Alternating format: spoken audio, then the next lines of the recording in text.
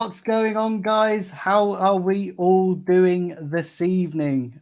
Joining me uh, this evening to discuss all things Arsenal, I've got Dan Potts and Lee Judges. Dan, how you doing? Well, Daniel, I'm good, mate. And when I say I'm good, I'm trying to be as positive as I can to get through the days at the moment watching Arsenal Football Club. It's very, very difficult at the moment to try and get behind this team and this manager and this process, or whatever you want to call it, project, Cronkies, whatever it be. And I've had a couple of rants the last couple of days, and it's been good therapy for me just to get it out there. People deal with it in their different ways, don't they? Some people shut up, stop. Some people don't say anything. Some people take frustration out in other ways. But I like to get on here and have a bit of a rant and get it all out of the system. And I'm more than happy to join you tonight, mate. I'm looking forward to it, mate. Yeah, exactly. And Lee, how about yourself? Yeah, I'm all right considering what's gone on and all that. And I thought, well, I'll tell you what, I'm going to take myself away from it and watch the Test match and a bit of the old Ashes. Oh dear, they're as bad as Arsenal. I'll tell you. So it's not been a very good few days, to be honest. So but there you go. But other than that, I'm okay. It has. It's been a bit shocking, actually, hasn't it? Been hard to take. It's been a horrendous few days. Let's look back at Everton, or the shit show, as I like to call it, because it was a shit show, wasn't it? Let's be honest. Dan, what did you make of it? Well, I think when you look at what we're trying to be doing against the so-called big teams, I would class Everton as a big team. The only difference is they're not playing very well, Daniel. So I look at this as a game that should be nothing more than 3 points. And when you go into a game knowing that you should be getting nothing else but 3 points, sometimes you know what's going to happen if the 3 points don't happen. People are going to go into meltdown. But when I look at I look at Arteta's reign, whether you want to call it 2 years, 18 months, whatever you want to call it, I don't think there's knee-jerk reactions anymore. I don't think that we look as fans as knee-jerk reactions with Mikel Arteta because we know what's going to happen half the time. I don't know any Arsenal fan that left Goodison Park thinking, I am in total shock that we lost that game. Because if you would have told me before the game they're going to win this in the last minute 2-1, I don't think anybody would have gone, you're joking, aren't you? Absolutely no way at all. We are much better than Everton because we know with this Arsenal side that can happen. I have massive question marks over where we're going as a football club because of these owners. I have massive question marks over the board. But my number one at the moment is what is this manager doing?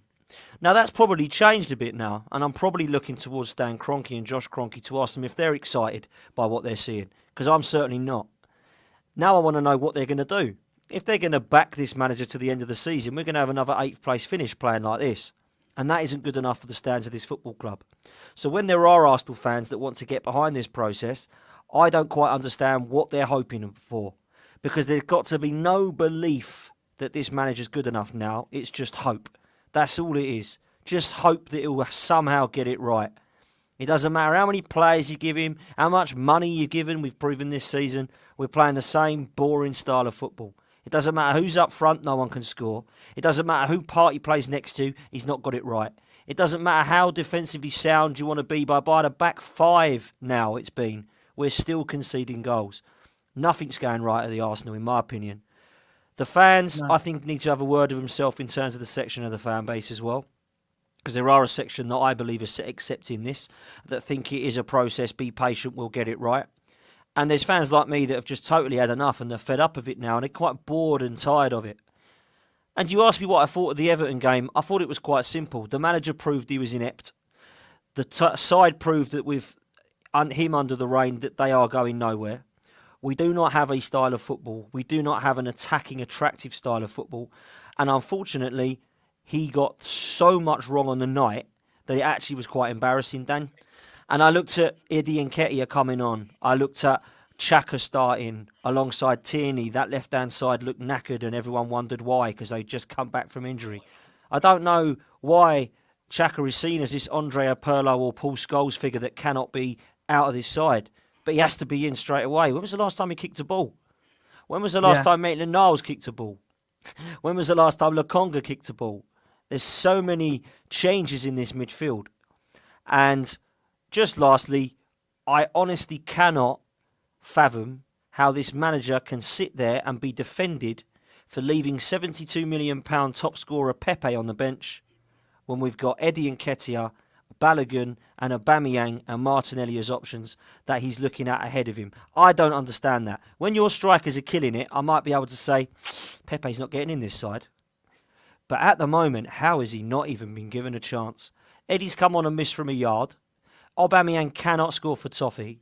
Lacazette came on and can't do anything. And all I keep hearing is that Balogun and Martinelli were poor against Brentford, so don't deserve another chance. So we need to do something up top. Now, I don't believe that buying strikers is going to do anything, because I think that we've already proven that with those 6 names I've just given you, none of them can score because of his crap style of play. So I think if we got Vlahovic, Dominic Calvert-Lewin, Isak, Ollie Watkins, or all 4 of them, we still wouldn't be able to score with this style of football. So it's worrying signs moving forward, Dan. It really is. Yeah, and do you know, you make some really good points as well, because I actually think this manager is more protected than the US president at times. Do you know what I mean? And I just I don't get it. Like I get that people want to back him. That's absolutely fine. But what I can't agree with and what I can't accept is at the moment you criticize this manager, all hell breaks loose, and that's it. You're you're toxic, you're negative, and it's all this comes out. And I'm like, what is it with this guy? What hold has this guy got over you? Lee, what did you make of it on Monday? Well, what I made of it was I've just seen, like Joanne's just put in there, just sums it all up. I take it like they was watching Arsenal's or playing in the youth cup youth cup and lost to Watford. So it's been a fantastic week for us, isn't it? Like, you know what I mean? If that's the case, yeah. What I make of it is I just don't listen. I get everybody wants to back Mikel because they're hoping that things can turn around. You know, desperate. I think that maybe as well. And I'm going to say that I'm not ashamed to admit it. I'm one of them. I'm one of them that was hoping and desperate for him to do well and all that, because I'm an Arsenal fan. I want Arsenal to win games of football, and of course you're going to back him and try and back him and all that, like, you know. But after 15 games, Daniel, I said after the Everton game that I know exactly what I sit down, then I know exactly what I need to know. 15 games gone, 7 wins, 6 losses. Tells you it all, you know.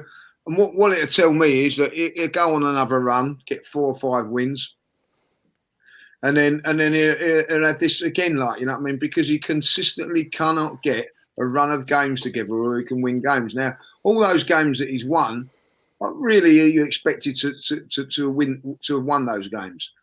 When it comes to a game like Man United, when you're expected maybe not to win, but, you know, like, let's be honest, we're not expected to beat Chelsea, Manchester City and Liverpool, or particularly away from home. So we lose those games. So you can, you know, swallow that. But then you go to a poor Man United team, you know what I mean? Like, they're struggling today against young boys, you know what I mean? Come on, you know, let's be honest. You know, they was managerless. We don't produce the performance. We let ourselves down. And then in this game, Everton, everything, you know, people turn around and say that, oh, Everton were desperate for Arsenal to come to town. That was the perfect tonic for them. And it was, you know what I mean? The same old, like, big gun, you know what I mean, fouling. But really, Everton were prime for us after that Man United game. Let's be honest. Fans walking out. Their top striker not available. Their backup striker not available. Midfield not as strong as ours. You know what I mean? Like, oh no, we don't. And we capitulate. And one of the biggest things, I watched it back now and watched it back a couple of times. Yeah, you can listen. Let's be honest. The City should have been a sending off, and it could have been different and everything like that. And I get that. You know what I mean? I'm not making excuses by that. That's just poor. VAR work and refereeing, like, you know. But ultimately, we go 1-0 up really when we don't deserve it. But we go 1-0 up, and then in the last, when it goes 1-1, and by the way, what was Partey and Tavares doing for that throw? I'll never know. Like, do you know what I mean? That's just it just sums up this football club at this time. You know what I mean? It's rudderless. It just shows me that it's rudderless. But Ben White gets the ball, drives 20, 30, 40 yards in the last minute, gets caught out, and we get caught on the counter.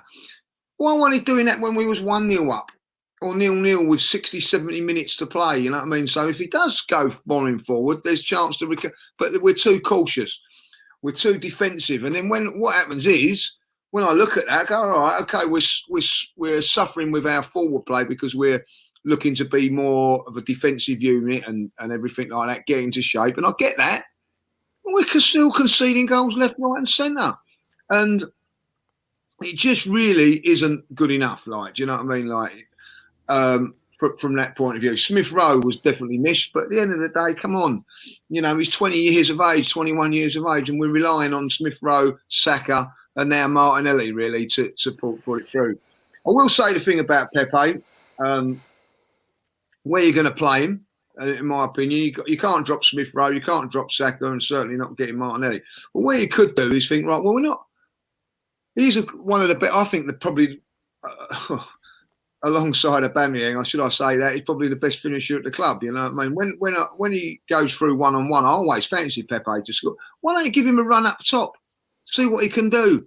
You know what I mean? But you've got to admit it that the manager just doesn't fancy him. You know, he'd rather put Eddie out on the wing and, you know, go from there. And I look at that, really, and Eddie done well against Leeds in the League Cup, scored a goal and everything like that. How many minutes has he got since that Leeds goal and that good performance? Not 1 minute. He walks into his office and says, I'm not signing the contract. All of a sudden, he's got minutes playing in the Premier League. You know, what is all that about? And, you know, everybody's crying out for Tierney. Right, okay. But let's be honest, he can't last a game. Can't last a game. 60 minutes, he has to come off. Well, because of that, we can't take Xhaka off. Martinelli goes off injured, you know what I mean? So really, we've got an absolutely knackered Granit Xhaka that, you know, you can dispute shouldn't be really playing in an away game, making you return, really. I'd say if it was a home game, you could probably do it. But with 20 minutes to go on a booking, physically gone, you know what I mean? And I'm not criticising him for that. He's done amazing to get through the first 70 minutes. But Granit Xhaka, by the way, was our best midfield player on the night. What is that telling you, like? You know, I mean, what does that tell you of Thomas Partey, how poor Thomas Partey was, you know? And I define anybody. I've asked a question and no one can. What was Lacazette's role in that team? What was his position? I don't understand. 4 times the ball was whizzed across. Good crosses. I remember Tierney doing one in the second half. He's on the edge of the box. He ain't going to score from there. He ain't going to score from there. And then I look at it and go, right, well, Lacazette, what did he do different to what Aubameyang did? Nothing. So it don't matter who you put up there. I reckon you could get Mbappe over there, like, and it'd end up being like starved of it and all that, like. So it's the system, the way we're playing. It's too cautious. We go 1-0 up. We go 1-0 up at Man United and try and defend it, and then we go 1-0 up against Everton and we're doing the same. Not learning from our mistakes, guys, and that's my problem with Mikel now. Like, do you know what I mean? Listen, he can do it over a 6-game run, as he proved in the FA Cup. He can do a little run like in the league, but he can't do it on a consistent and long-term level, like, you know. And I don't know why. I don't know why. And that is one thing that worries me as well, is that he. You know, I praised him for doing a lot right, you know, especially, you know, in that run of games that we won, he was sticking with the same lineups and, okay, yeah, we were scraping through. But then in these last run of games, maybe, look, Liverpool's a different kettle of fish. They're title challengers, unfortunately. We're not at the moment and we're not at that level. But Man United and Everton, it's kind of... I just said to myself after Monday, it was like watching the Europa semi-final again, just spread over 2 games, because we got ourselves into a good position in the league table. We got ourselves into, you know, if we'd have won against Man United, we would have put some real daylight between us and that chasing pack. And you know, we had a chance to make a statement. We had a chance to make a statement, and we just threw it away. And I'm gutted about the Everton one. I'm really disappointed that we lost to Everton. But the Man United one, for me, that if we hadn't had lost to Man United, we could still be, you know, there or thereabouts in the top four. And that's what worries me, is that when we have chance to make statements, we just bottle it. And you know, we've had it a fair few times now. When you're making, you're dead right what you're saying there when you're making statements. But when you're bottling in game time as well, like, you know, when you're going 1-0 up, and then basically you are bottling it a little bit, like, if I'll be honest, because you're going to defend and everything. You know, you're gonna bottle it as a when you're going into those big games as well. Do you see what I'm saying? Like the chance of getting fourth. You know, listen. We needed to beat Newcastle. It wasn't pretty, was it? You know what I mean? We just got ourselves over the line. But I don't know whether we're putting too much pressure on it and all that. But realistically, you should be saying, like, come on, like, you know, this is Newcastle. Let's bring it on, like, you know. And in those games against Man United and Everton, like, you know, we should be as a team now going, do you know what? This is a new back four. We can handle it, like, you know what I mean? But there's a what worries me, and I'll be honest with it, is that this is Mikel Arteta's back five now. This is the one that he thinks that he wants, you know. So it's in there, but he still feels he needs to protect it with forwards doing defensive jobs as well. He can't rely on that back four or back five, and that's a worry if you've bought them all and you still feel that you've got to get Smith Rowe to protect the left-hand side, Saka to protect the right-hand side, getting two midfield players to protect the central defenders. So basically, there's one player to try and score goals, which is not happening. That's a worry for me. Yeah, no, you are right. You are right, Dan. Where do we go from here with Arteta? Because I don't see this guy going anywhere soon, and I worry about being out of Europe for another season, and I feel like if we stick with this manager, that's exactly where we're heading. Yeah, I do. I'm 100% with you there, Dan. I think we will be out of Europe this season, and I don't believe that this manager's got it good enough moving forward. I think we'll probably beat the teams in the bottom half of the table. I expect to beat the likes of Southampton and the likes of Norwich and the likes of Watford again when we play them. But I really don't feel that's enough to get anywhere near the top four for sure. And if we do sneak top six, then it will be that. We will sneak it. And I don't believe that's a good season, personally. When you're out of Europe, I believe to prepare for one game a week, top six is the absolute minimum that we should be getting. That's not a good season. So where do we go from here? What needs to happen won't happen. What needs to happen is the Cronkies need to get the hell out. New ownership needs to come in, and then they need to employ a board of Arsenal men and sack the manager. That's not going to happen. So what else can happen? The manager can get sacked. The only way this manager is going to get sacked is if the fan base turn in the stadium. That's not going to happen right now because there's a section of the fan base that seem to love this guy. No idea like you why he gets protected over Wenger and Emery for coming fifth, but apparently if you come eighth twice, you're safe, according to the section of this fan base. So I don't quite understand that one. I believe he's going to be here for more than the Christmas period, because I think we'll get a couple of wins over the Christmas period and everybody will be very, very excited again when we beat Southampton 1-0 at the weekend, when we beat Norwich City 1-0 on Boxing Day, when we managed to not lose to Wolves. That'll be seen as a good result because Wolves are a very, very good side to some of these people. That is a game that we should be taking 3 points, but I think the fans would accept 1 point. And then we've got West Ham, haven't we, next Wednesday, is it? That's going to be a really, really big game, and I don't see anything but a loss for that one. So it's going to be up and down again, but I don't believe that that's enough. I think we're going to need, in my opinion, to lose to Southampton and West Ham for this guy to go.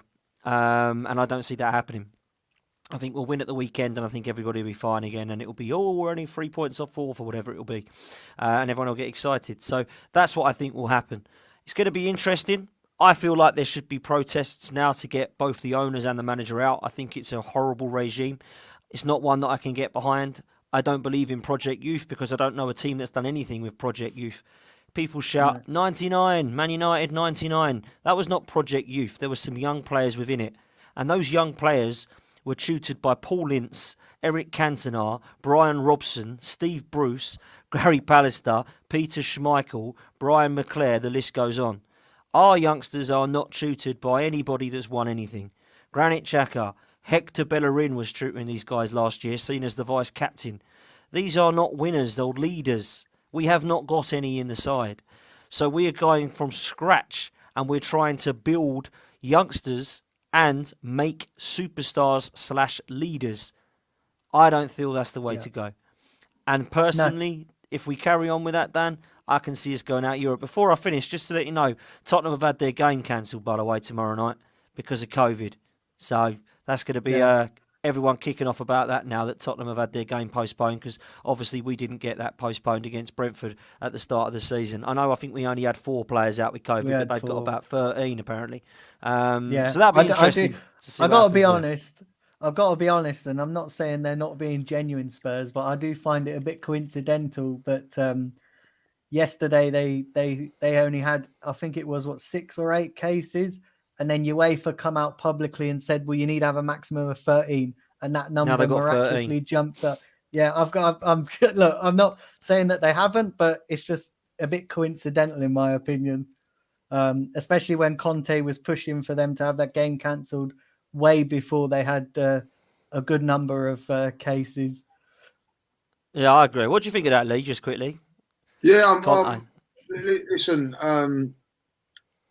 listen, if they've got an outbreak of it, you've got to cancel it and all that, like, you know. But listen, we had an outbreak, and I don't know what happened. We was made to play against Brentford, or we wasn't. You know, it does make it a little bit of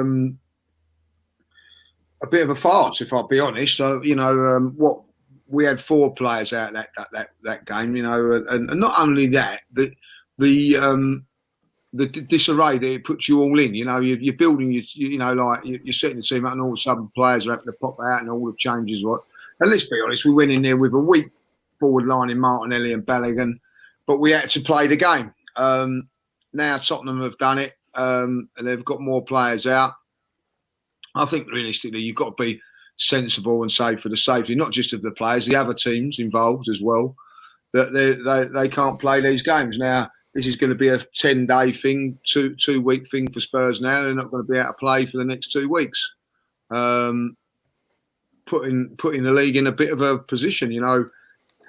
But listen, when it comes, they've got to play Tuesdays and Thursdays and all that. I don't want Conte moaning about that again then, you know what I mean? Like, he's had a moan about this, and rightly so.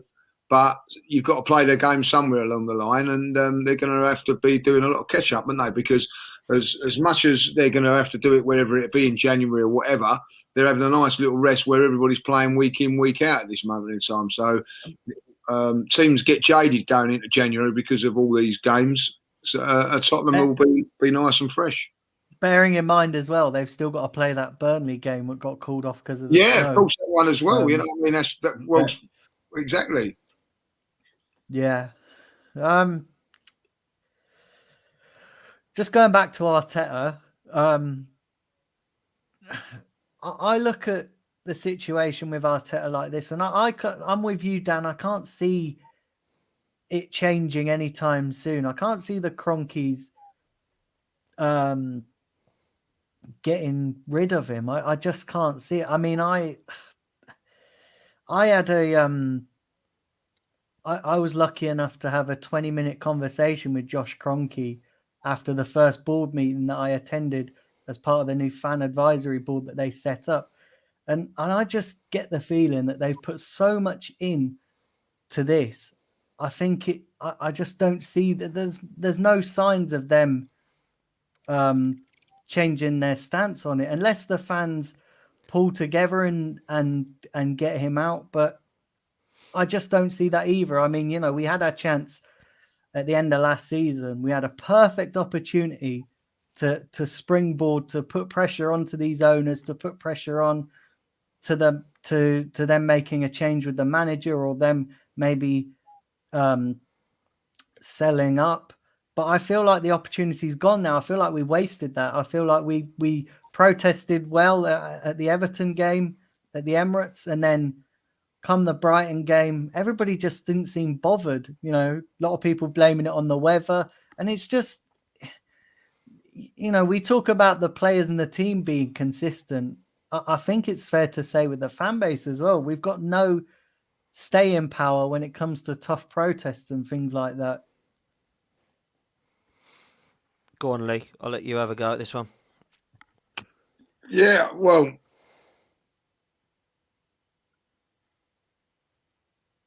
what's happened there?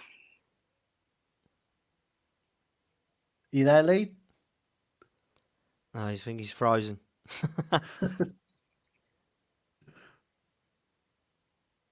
Yeah. Oh, I think he's frozen now. Yeah, Dan, I'm with you, mate. 100% I'm with you. Can you hear me, Dan? Do you think... Can you hear me, Daniel?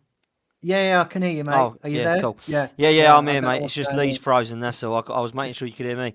I'm with you, mate, 100%. I don't feel like the fans are going to get together and unite, which is something I've always said we can't do. And I feel like there's always something that the fans are not happy with uniting about. There's always a reason or an excuse for them not to do it. So people want Kroenke out. People will not do anything to get Kroenke out as a fan base. Individually, they might shout that they want him out. Individually, they might stop buying merchandise. They might stop buying beers at the ground or food at the ground. That's not going to do anything because it's only the minority that are doing it. When people say that they want to unite together to do it via a cause, they take the mick out of it and say it's not going to work. So you always get something thrown back in your face. Whether people say that AFTV are the problem, or We Care Do You are the problem, or Ashburton Army or Red Action, there's always somebody saying all those causes are nonsense. Nobody wants to get behind them. Yeah. So what do we do then? Because I saw the Everton game of last year, which we lost again, by the way, was a really good protest. There was probably, I don't know, maybe 5,000 or 6,000 fans that united together with flares, with Kroenke out banners, and it was enough was enough. The European Super League was enough to tip people over the edge. But until I see something like that again, I don't have any faith in this fan base in getting anything done. And I don't feel personally like that's going to happen again, Dan, unless we see a lot of bad results in a row, because it seems that people are sticking behind it. Do you know, Dan, you make a really good point. I'm just going to bring Lee back in here. There you go, Lee's back. Sure, I don't know what happened there. That's all right, mate. You're don't back. worry. I'm back. It's back. these bloody. They've done a lot of updates to StreamYard, and it's made it a bit clunky. But yeah, Dan, going back to your point, you make a really good point about people, blaming AFTV, blaming certain fan channels. And I raised a good point yesterday when I was having, I come on here and I had a bit of a rant, and I said, I got a question for every person that's anti Arsenal YouTube. I said, if the Arsenal YouTube disappeared in the next 5 weeks, right off into the sunset, do these anti-Arsenal YouTubers, do they really think that it's going to turn the fortunes of the club around? Do they think that the club is just going to miraculously start winning games and miraculously start winning trophies again? Because it isn't going to happen. Stuff needs to be changed in and around the club, not to do with these, with Arsenal YouTube. Well, let me ask you this, Daniel. Do you think the protest would have happened without podcasts, YouTube, AFTV, Arsenal platforms, Arscast, Arsenal Vision? Of course it wouldn't have, because everybody gets together online, social media, and they say this is where we're meeting and this is how it's happening. Now, that protest would have been very hard to get 5,000 or 6,000 people to in the 80s. So I believe that although social media can be toxic and certain Arsenal fan channels, YouTubers, panellists, podcasters can come across as either negative, positive, in whatever format you believe, whether you believe it's toxic positivity or whether you believe it's toxic negativity, however you believe you have an opinion of this football club, it's a good thing because one, it allows people to have an opinion and a voice. and it allows people to meet and greet. The amount of people I've met on social media and through podcasting is outstanding. I've got a group of probably 60 to 100 to 200 to 300 people now that I never would have known without a platform of a podcast, without the AFTV, the Same Old Arsenal, Lee Judges TV, coming on channels like yourselves and Guns and Yellow Ribbons and Arsenal Vision. The list goes on. So for me, it's a good thing. However, I really am against the people that say that it's part of the problem. I am not one of these fans who believes that you should sit there with a scarf on, clapping your team when they're 6-0 down. I am very, very passionate about having a rant if I'm not very happy, as people know. I can't sit there in a restaurant and eat something that tastes disgusting and clap the chef and say thank you very much. I've paid a lot for this football club, just like I do in restaurants. And when a food order comes to me that looks like absolute death, I tell the chef, look, mate, I ain't paying for that. Could you get me something else? So when I see players and managers and this club going down the chute, I'm not going to sit there and start going, thanks very much, Arsenal. Don't say anything negative, because unfortunately, Arsenal will keep losing if you do that. And likewise, and that's the other way around as well. That's the thing as well. If you take away the podcasts and all the social media, people will just be saying the same stuff, but they'll be doing it in a pub or in a bar. But because it's not out there as much, people won't have a problem with it. So I don't see what the difference is personally. Lee, what do you make of all this? This anti-YouTube stuff. Dan was just saying there when you dropped out that's one of the reasons why. Dan, do you just want to quickly run through what you said? Yeah, I mean, Lee's heard it from me before quite a bit in terms of the fans not being able to unite. And I don't know, I mean, there's some comments in the chat which are basically backing it up, saying that why can't AFTV, AST, We Care Do You, all Arsenal podcasts, all love of the club get together and have their voices heard? And the reason I believe that they can't, Lee, is because there's too much opinions that people don't have one voice for. Now, I believe the only opinion, and I might be wrong here, there might be Arteta in, Arteta out, Border great, Edu's not great, Edu's good, no, he's not. I don't know many Arsenal fans that love the Cronkies. What have we done as a fan base to unite to get them out? I saw one protest work against Everton, and since then, nothing. So I kind of given up in the fan base, really, to have one voice, because I don't think we can unite. No, you can't unite on that sort of thing, because even I've just got the thing with when Daniel was in that group that he's in now, what you're going to get with that is that people, and good luck to the guys that are on it and all that, but they ain't going to have the opinions that I have, so or whatever, so it's very, very hard to get a fan on that's going to have the same opinions as every other fan, so it's very diverse. What's that? Is that with this fan thing? Yeah, like anything, you know what I mean? Because it's difficult, because fans, there's always going to be fans that are going to say, well, why, what, I don't agree with that. Why is he saying this and saying that? Listen, a conversation that I would have with the Cronkies would be a different one to you. That doesn't make say you're right or wrong. It's just the way it is. And the trouble with a lot of these fan bases and channels and whatever you want to say in that everybody's got an ego that's on them, because you wouldn't be on them if you didn't have an ego. Let's be honest, So what happens is that the egos get in the way of what really is it about.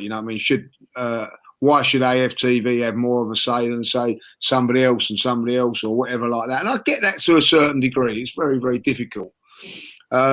Jealousy comes into it as well. When other people are doing well and not doing well, you see different people doing different things. So it's very, very difficult. But ultimately, look, there was only one way to, back in the day, if you wanted to get manager out, you just always go at the end of the game, stay in the stadium and protest lights, do you know what I mean? And that was it, you know what I mean? But football has changed. Football has changed on and off the pitch. Now, fan channels and media outlets and things like that are completely different now. And I'm sorry, I'd rather hear from Dan Potts than Jamie Carragher if Arsenal have had a defeat, because Jamie Carragher don't care.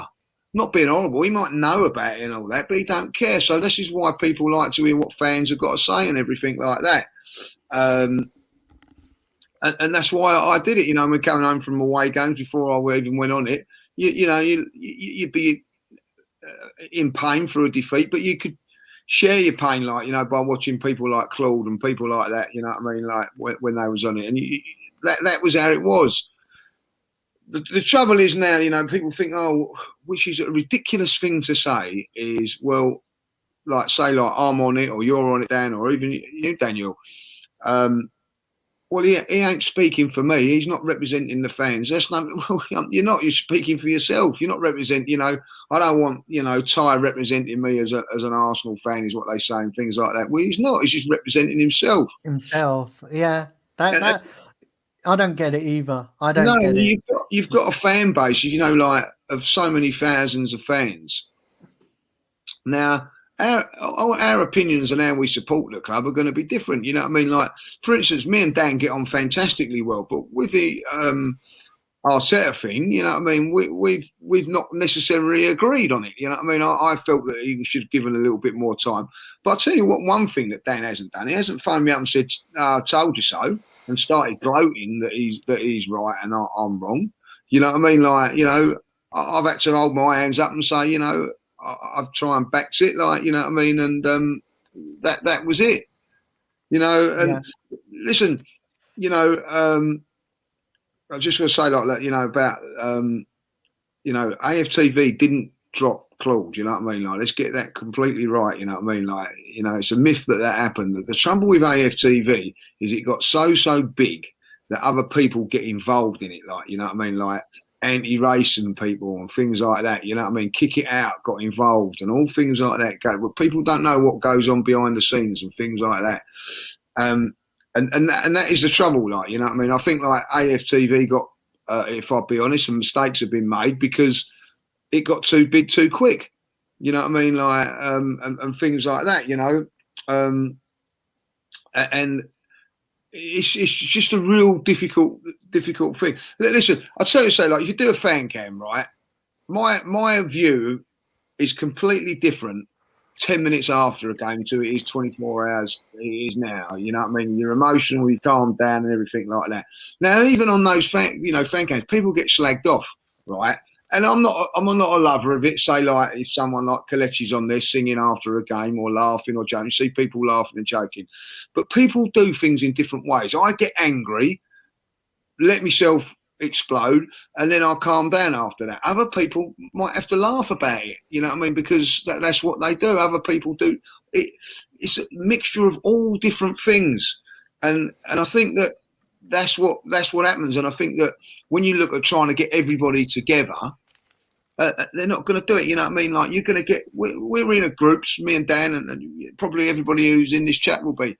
You can say, right, we're having a protest about Arteta. 5 of them in that say that they're going to say, well, oh, no, I'm not going to. I'm even though it's not going well at me, I'm still backing him. So you're not. Everybody's not going to agree, and that is the key of it all. Like, no one's ever agreed. You know what I mean? Even when, with the darker days at Arsenal. There's people that wouldn't agree on everything like that, and it comes down to it eventually. Like, guys, it was like with George Graham towards the end of his time. You know what I mean? When you look, I love George Graham, but in the end, the way it went at the end, he lost me. You know what I mean? Like, the same with Arsene Wenger, and it's the same with Mikel Arteta. It comes to a time. It's not personal, and like, fans lose it at different stages. You know what I mean? It's ironic. I've got fat mates in my group that I go with all the time, slagging me off, having a go at me because I was still backing Arsene Wenger.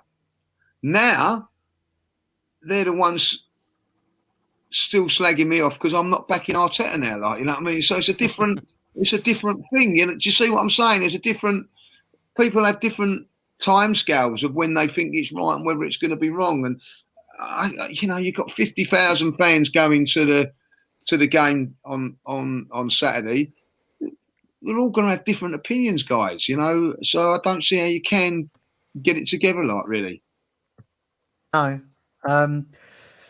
Listen, there's lots of you in chat. Please hit the like button and subscribe, and please hit the notification button as well. I'd really appreciate that. You know, for me, I've been to pretty much every single home and away game this season, and the thing that strikes me, and I see it all the time at away games, but certainly this season, there's a section of fans being vocal against, being vocal against obviously AFTV and the Arsenal YouTube thing, and I just sit there thinking that if you put so much energy into that, why don't you put so much energy into maybe getting these owners out, or maybe protesting, or maybe, and I just think it's a missed opportunity. They're focusing on the wrong things. The wrong things. About the owners, Daniel. Do you want the owners out at this moment in time, or are you prepared to wait till January to see what they do in January? Because at the end of the day, they spent £150 million this summer, or is enough? Do you know, for me, Lee, I think I'm not a big fan of the owners. I would like them out, but where I am with the owners, I've sort of accepted that they're not going anywhere. There's not enough pressure being done on the owners. There's not enough people protesting against the owners. There's not enough people trying to force them out. So I'm just sort of now accepting it a little bit, not tolerating it, not but when you get to a point where you're just like, well, one person can't speak for the whole fan base. So I'm just sat there thinking, listen, these owners aren't going nowhere. So, okay, they've said they're not selling. They've said they're not going. So I want them to now show ambition. If they're not going, I want them to show ambition. And if that means sacking Mikel Arteta, pulling the plug and starting again, at least I'd know that they were showing ambition, that they were not accepting this shambles that's going on at the moment. And that's it for me. Like I've always said, ultimately I want them to go, but they've clearly said they're not. So now, okay, then now you need to back that up with how you're going to change the fortunes of the football club. Yeah, I don't, I know what you're saying. Like, the thing is, they're not going to sack Mikel, because I think really, see what you got to, whatever you think about Mikel Arteta and what I think about him, what we all think about him, the club, for whatever reason, the owners and all that, they believe in him. They believe in that. So when it comes to January, are they going to back him? And I think that it will show me quite a bit about the Cronkies come January. And I'm prepared. I'm going to be honest. I'm prepared to wait till January to see what they actually do. But if they continue and don't back up, don't put any more money into it, and continue to back Mikel Arteta, I think they're just as guilty as anybody else, and that's how I feel. Now, whether I should feel like that, I don't know. See, I'm not prepared to wait any longer, because I feel we've waited long enough. I think, like, if Kroenke ain't going to turn things around now in terms of moving Arsenal forward, then he's never going to. He's had how long? Bloody nearly 10, 15 years. Do you know what the new thing is? Sorry to cut in on you, Dan. Do you know what the new thing is that I always hear from Josh Kroenke? And I heard it when he done his Sky Sports interview, and he kept saying the same thing when I was in that board meeting was, oh, well, you have to remember that we've only had sole ownership of the club since 2018. That's what he's clinging on to now, is the, but we've only had sole ownership since 2018. And I'm just not buying that, to be quite honest with you. He's been around for another 10 years on top of that as well. Deal with it then. Prove it. If that's the case, prove it. Like, I mean, and if they were to spend more money in January and all that, you've got to back that up, haven't you? He has got to back that up there, hasn't he? By saying it, don't you think he's put himself out there saying he's got to? But in fairness, what we spent 500 million in the last few years. I mean, that's quite a lot of money to spend. It's just what we've spent it on in the last 5 years, which has been wrong. But actually, when it's not really about spending money for me personally, it's about having a plan, and I don't think their plan is existent. I think it's non-existent, and it's flawed. I don't think you can want Arteta out without wanting the Cronkies out because the Cronkies employed this guy. I don't think you can want Edu out without wanting the Cronkies out because the Cronkies employed him. I don't think you can want Vinay out without wanting the Cronkies out because the Cronkies employed him. So for me, I would have new ownership over the new manager because the new manager under new ownership would last 5 minutes if they were the right owners. So for me, I think the Cronkies have had enough time. I don't care what they do in January. They can spend another 200 million for me. They've still got a clown in charge who can't get the best out of the players. So I don't really care if we go and sign Wijnaldum like we're favourites to now on loan. I don't care if we go and sign Haaland or if we go and sign Mbappe and be really out there and ambitious because I don't have any faith. I think Haaland and Mbappe would struggle to score in this system and they're exceptional talents. So I think it's the manager that's the issue. I've seen a style of football which has been lacking with 3 sets of players now. One of them was Emery's, one of them was Arteta's new side, and one of them is the now Mikel Arteta side. And I don't see any difference between the one that Unai Emery had. And let's be honest, that one Unai Emery had was shocking, with Socrates and Mustafi and Mkhitaryan and Iwobi and Welbeck. And now we've got, Ben White, Gabriel, Partey, Lokonga. We've got Martinelli, Saka and Smith Rowe that have been brought through and implemented. We've got Tomiyasu, Ramsdale, Tierney, Tavares. It don't matter, does it? Because it's nowhere near as good as the one that was absolute toilet under Unai Emery, apparently, that come 5th, that got to Europa League final. Why is that? Would this imagine if Arteta had that team? Christ.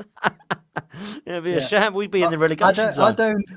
I don't get it. Well, when Arteta wins, he's a genius. When he loses, it's the players. Well, yeah, that's a great point. That was said earlier on today. And do you know the thing is, right? When people say to me, it's the players, I'm fed up of hearing that. I'm fed up of hearing that because was it the players that refused to play Balogun all last year because he didn't sign his contract? Now Eddie's refusing to sign a contract, which they offered him, which is it's a massive problem in itself, and yet he gets into the team straight away. Why is Balogun not on loan? Why is he going on loan now? It was a missed opportunity. But also, was it the players who refused to play Martinelli, and then brings him in, has one good game, then drops him? I think it's bad management, mate. Mismanagement of players. Well, Martinelli better not be dropped now. I'll tell you that now. He played exceptionally well against Man United. He played well when he came on against Newcastle. He done okay on Monday night.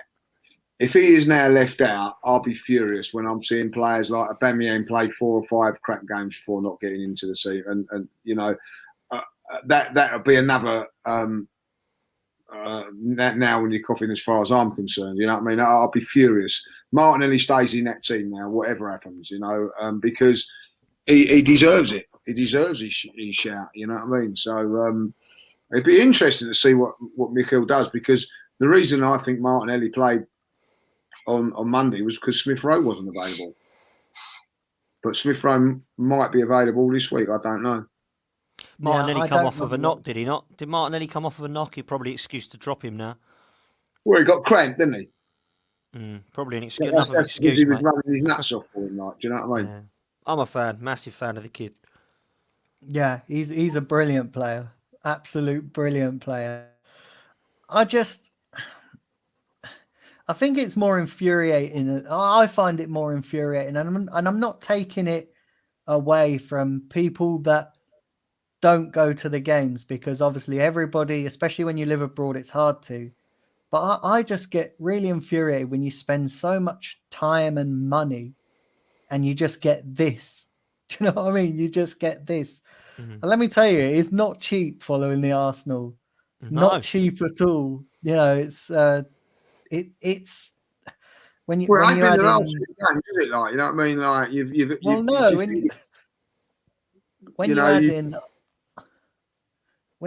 I look at it and I was totting up all the expenses that I've paid so far this season. I've spent well over $4,000 on Arsenal, and most of that's travel expenses and places to stay. Yeah, and that's. Do you know what I mean? And then we get this. we get this, and it's just this is one of the reasons why I wanted to put myself on or I say put myself, but I wanted to go on that fan advisory board, because I just look at all those other supporters groups that are on there, and they've all got their own agendas of what they want to get out of it. And I'm just like, I want to go there and talk as a match going fan. I don't want to go on there and exactly. I'm not interested in this whole fan-led review shit that's being done. I'm not interested in any of that. I'm interested in the here and now, and Arsenal being successful. Exactly, winning games. That's what I want to know. What are you doing to win games on a regular basis? I don't care about anything else. That's what matters to me. I get that. Obviously, after the Super League fiasco, that things need to change in the wider, having a football independent regulator and stuff. I get that all those things are important, but what I really care about is Arsenal being successful. What I really care about is Arsenal getting back into Europe, and then progressing on to winning titles. I couldn't give, quite frankly, I couldn't give two shits whether an independent regulator comes in this season, next season, the season after. If Arsenal are winning trophies, I don't care. They can suggest all the other Super Leagues in the world, as long as Arsenal are winning trophies and competing with the best. Do you know what I mean? Like, I think people have got. I think people have got so wrapped up in this situation. And I get that it's important. I'm not saying it isn't important, but I think people have overlooked what's actually important now on the pitch. And ultimately, when you get success on the pitch, the rest of it follows. Your club gets more finances. The finances is better. You get money for winning trophies and competing with the best. So that's where I'm looking at improvements, and that's where I want to see improvements.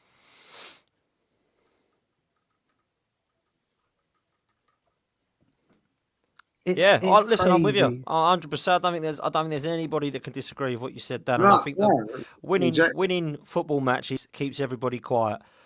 Now, it does to a certain extent matter in terms of the performance, I always feel, and that's why I've not been so convinced. But it does keep fans quiet, and it will keep Mikel Arteta his job if he wins football matches. I think what we all want at the moment is to actually enjoy the sport and actually enjoy the Arsenal and going at the games. And at the moment, for me, the 90 minutes is getting in the way of the actual enjoyment of the day itself, because I'm going there, I'm enjoying the lads, I'm enjoying seeing the lads and the girls, having a beer, having a chat, talking about stuff in life. And then I look at that game and I think, oh dear, can I go back to the pub? This is absolutely horrendous. It's getting to that stage, and I'm not. Lee, you might disagree. I'm not looking forward to going to the games at the moment. I'm not looking forward to it. I'm not looking forward to Saturday. I don't really enjoy the games of football at the moment. Listen, I didn't go Everton on Monday night. There would have been a time that I would have gone there without a shadow of a doubt. But I just, they're knocking the stuffing out of me, because what I believe it is, they don't really are they hurting as much as I did on Sunday. You know what I mean? Like after Thursday, I was hurting Thursday. I wanted a reaction from the team. I didn't get it. That's what worries me. And then everybody's quiet now, and I'll beat Southampton and everybody be happy. Well, no. You know what I mean? Like, I'd be very happy if we do beat Southampton, but the pain of these last two games going to take me a long while to get over. I've got no interest in the games at the moment, and it's like a chore more than like an enjoyment. I hear today that that the FA Cup game 5:15 on a Sunday night now, like, could be that, like, another I'll do. You know what I mean? Like, if that's the case, you know what I mean? Like, come on, it's just. Is that true? Is that actually true? I don't know. It's a rumour going about. Just been put in my group. You know what I mean? We're going to get the bus out for that game, and on a Sunday night at 5:30. I think it can stand a marriage as far as I'm concerned. Yeah. Do you know what it is? And it is like an addiction, isn't it? Following football, it's bad for you sometimes, Yeah. but we still do it anyway. Like, because people always say to me, "Stop going. If you feel that strongly about the team, stop going." And I always say this: it's hard when something's become your life, and going to Arsenal, especially with the situation with the pandemic, when you don't go, you realize how much you miss it. You realize how much you miss it, and it's not easy just to stop going to something that you feel passionate about or that you enjoy. I know sort of it's not enjoyable at the moment, but like you say, Dan, it's not just about the game, it's about meeting people and going with friends and having a few beers and just enjoying yourself. Like the game is just it's also look, part there of is it. the anticipation of the game as well. You know what I mean? There is that great thing of the nervousness of, oh, we might win this game, we might not, and when you do, it's great and everything like that. And there is a certain buzz about going to games, whether it be home and away. There is that, you get that buzz when you go into the ground and everything like that. But ultimately, and this is not because Arsenal are not great there. I've followed Arsenal when they weren't been great before. It's a different feeling. It's a different club now. This Arsenal club now, football club, is not the Arsenal football club that I followed back in the day and in the 90s and all that. Since it's gone to the Emirates, the club has changed. It's a different Arsenal now. It's not the Arsenal that we knew. It's not the Arsenal I fell in love with. Let's put it that way, No, that's completely understandable. And I want to ask you guys, because we're approaching the hour mark. Dan, I'm going to come to you first. What would be a good season for you? Where would be a good finish for you this season? And take into account that where we are in the league and all the cups that we're still in. What would be a positive season for you? If we get back in the Champions League, mate, and unfortunately that is impossible with this manager. So a good season for us would be in the top four, which means that the three teams that are currently miles ahead of everybody, probably in the world, along with Bayern Munich, are Liverpool, Chelsea and City, and we need to somehow be the best of the rest. That means we have to finish above Antonio Conte's Spurs, we have to finish above Ralph Rangnick's Manchester United, and we have to finish above David Moyes' West Ham. And that doesn't take into account Brendan Rodgers' Leicester just yet, because they're down in the dumps still. That's quite unrealistic if you ask me, but that is a good season. Now, people will say, well, if it's unrealistic, how can it be, why are you going for top four? Because we've got one game a week, we spend 150 million, and that is the target, and always should have been at the minimum of the target for me.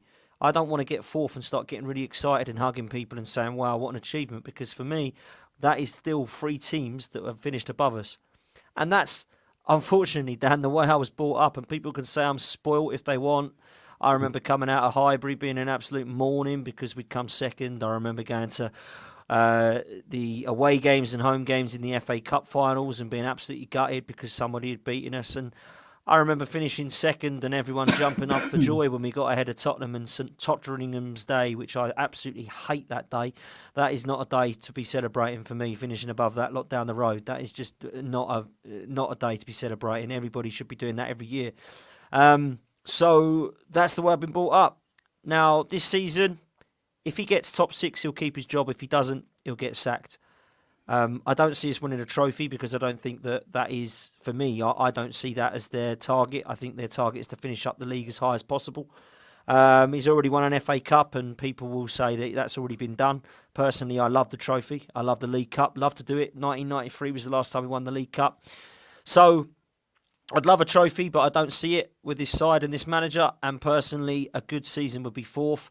Top six is minimum for me. That's not a good season. So anything outside of the top four for me, I've not seen something to get excited about. Yeah. Lee, and for you, what would be a good season for you? Well, I'm going to be really honest. At the beginning of the season, I would have said fifth. I would have said like fifth would have, because when you look at it, the other 4 teams were, like above us, and I felt like when Manchester United signed Ronaldo, they were going to be challenging for the title as well. What's gone on at Man United? I feel that fourth is still a chance of it, or it should be, and we should be aiming for that. So fourth would be a successful season for me this season. Fifth and a trophy. I'll take if it's Manchester United above us. If it's Spurs or West Ham or anybody else, then it's a foul. Yeah. No, you're right. Yeah, you're absolutely right. And I think a good cup run as well. A good cup run. If we can win a couple of if we can win one of the cups. We've got a great chance in the League Cup, by the way. We've got a good chance in that because Man City are out of it. Yeah. I think we're going to have a tough. I think we're going to have a tough semi-final, aren't we? I think if we get past Sunderland, then I think the semi-final and final is going to be a tough depending on who we get. I jokingly said that, and this is going to be horrendous if this happens. But I said it could actually work out where we play Spurs 3 times in 1 month. Yeah, in 2 weeks. Yeah, I think Spurs will, will beat West Ham, and it's a shame if they do, because West Ham deserves to be at least in the semi-final after beating Man City, Man United away. And then, but that football don't work like that, does it? No, it doesn't. Listen, we got to start by winning against Southampton, which is the most important thing.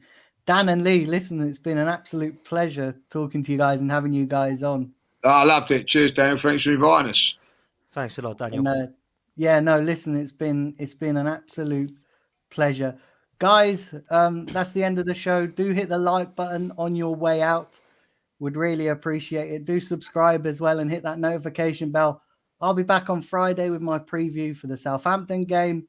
Until then, take care, guys. Yeah.